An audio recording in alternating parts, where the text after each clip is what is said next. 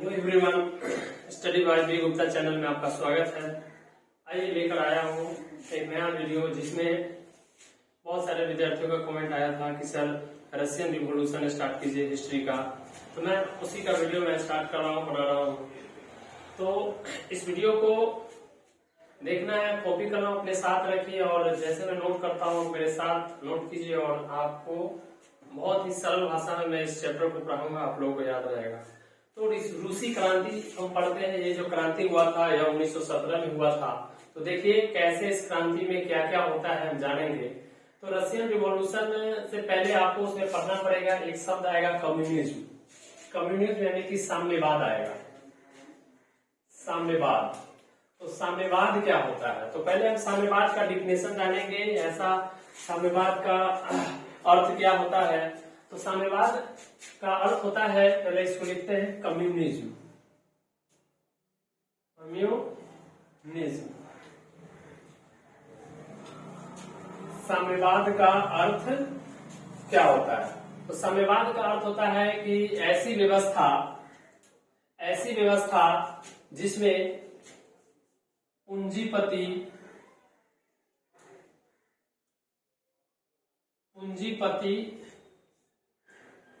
और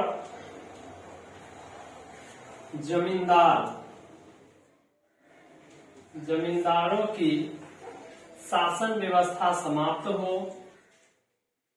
शासन व्यवस्था समाप्त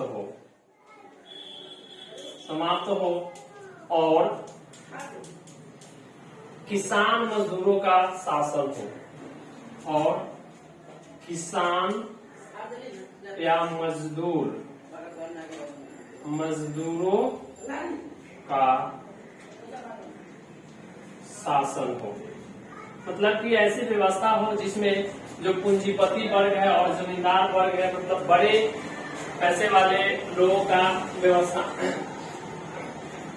पैसे वाले लोगों का शासन न कर, किसी राजा के हाथ में शासन न हो करके, या जो शासन होगा सिर्फ किसान और मजदूरों का शासन होगा, इसी को कहा जाता है साम्यवाद। और इस शब्द का जो पहला जो सफल प्रयोग किए थे उस व्यक्ति का नाम था कार्ल मार्क्स ने इस साम्यवाद का परिभाषा दिए थे कि इसमें पूंजीपति वर्ग का शासन समाप्त करके किसान और मजदूरों का शासन हो, वही साम्यवाद होता है। तो देखिए कि रूस में किस तरह से क्रांति होती है। तो रूस में क्रांति दो फेज में होता है। क्रांति का जो रशियन रिवॉल्यूशन जो होती है वह दो फेज में होता है। एक होता है फेज 1, तो फेज 1 में होता है फरवरी क्रांति, जिसको हम लोग कहते हैं मार्च में भी, फरवरी क्रांति को मार्च क्रांति भी बोला जाता है।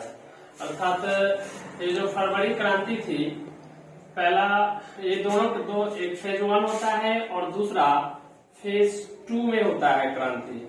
तो इसमें जो क्रांति होती है उसको कहा जाता है फरवरी क्रांति। फरवरी क्रांति। तो हम समझेंगे कि फरवरी 1917 में जो क्रांति हुआ था इसको बोलते हैं फरवरी क्रांति, और दूसरा फेज में जो क्रांति हुआ था वह अक्टूबर क्रांति के नाम से जाना गया। अक्टूबर क्रांति, अक्टूबर 1917 में, मतलब दोनों क्रांति जो हुआ था ये दोनों एक ही वर्ष में हुआ था। एक हुआ था फरवरी में और एक हुआ था अक्टूबर में। तो फरवरी में जो क्रांति हुआ था तो उसमें जो प्रधानमंत्री बना था केरेंस्की बना था प्रधानमंत्री। केरेंस्की, इसको प्रधानमंत्री बनाया गया था, लेकिन यह कोई योग्य शासक नहीं था, इसलिए इसका भी शासन ज्यादा दिनों तक नहीं चला था। उसके बाद जो अगला जो क्रांति होता है अक्टूबर क्रांति, जो कि नवंबर में होती है, तो ये 24 से 25 अक्टूबर का होता है क्रांति। 24 या 25 अक्टूबर 1917 में क्रांति होता है और यह 28 फरवरी को होता है। 28 फरवरी, या आप इसको कह सकते हैं 12 मार्च। अब आप लोग कंफ्यूज होइएगा कि ये फरवरी क्रांति मार्च में क्यों हुआ था और अक्टूबर क्रांति नवंबर में क्यों हुआ था। इसको अक्टूबर 24 या 25, जो कि 4 या 5 नवंबर की होती है, तो इसमें हुआ क्या था कि रूस में पहले ओल्ड कैलेंडर चलता था, जिसको जूलियन कैलेंडर के नाम से जाना जाता था। पहले इस कैलेंडर को समझ लीजिए, जूलियन कैलेंडर। उसके बाद एक और कैलेंडर आया था जिसको आज भी यूज किया जाता है, ग्रेगोरियन कैलेंडर। तो ये जो कैलेंडर है, तो इस दोनों कैलेंडर के बीच का 13 दिन का डिफरेंस होता है, 13 दिन का अंतर होता है इसमें और इसमें।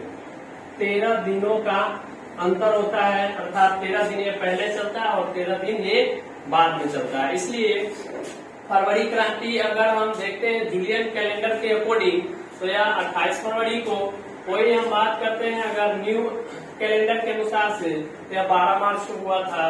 कोई अक्टूबर क्रांति की बात करते हैं तो ये 24 से 25 अक्टूबर, और वही हम न्यू कैलेंडर ग्रेगोरियन कैलेंडर के अनुसार देखते हैं तो यह नवंबर 4 या 5 नवंबर का होता है। तो इस तरह से आप लोग कंफ्यूज नहीं होइएगा, ये फरवरी क्रांति मार्च में क्यों हुआ और अक्टूबर क्रांति नवंबर में क्यों हुआ।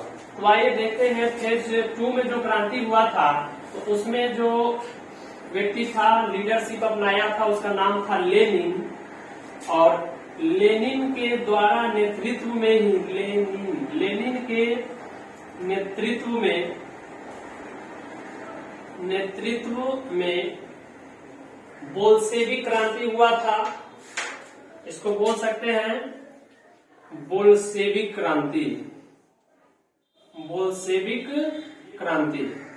इसका जो नेतृत्व किया था उनका नाम था लेनिन। और लेनिन बहुत अच्छे व्यक्ति रहते हैं, देखेंगे हम पूरा जो रशियन रिवॉल्यूशन है वो पूरा लेनिन के ही जीवन के इर्द गिर्द घूमता है।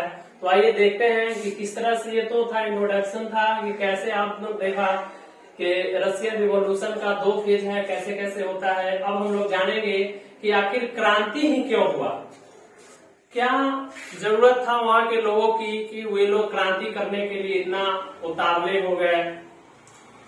तो आइए हम नेक्स्ट वीडियो बनाएंगे जिसमें आप लोगों को बताएंगे कि किस तरह से वहां क्रांति का माहौल उभरता है और वहां के लोगों के द्वारा और सैनिकों के द्वारा भी क्रांति किया जाता है। तो बने रहिए हमारे वीडियो में, और अगला वीडियो में मैं शुरू करूंगा उस क्रांति का जो फेज है, फेज 1। तब तक के लिए धन्यवाद।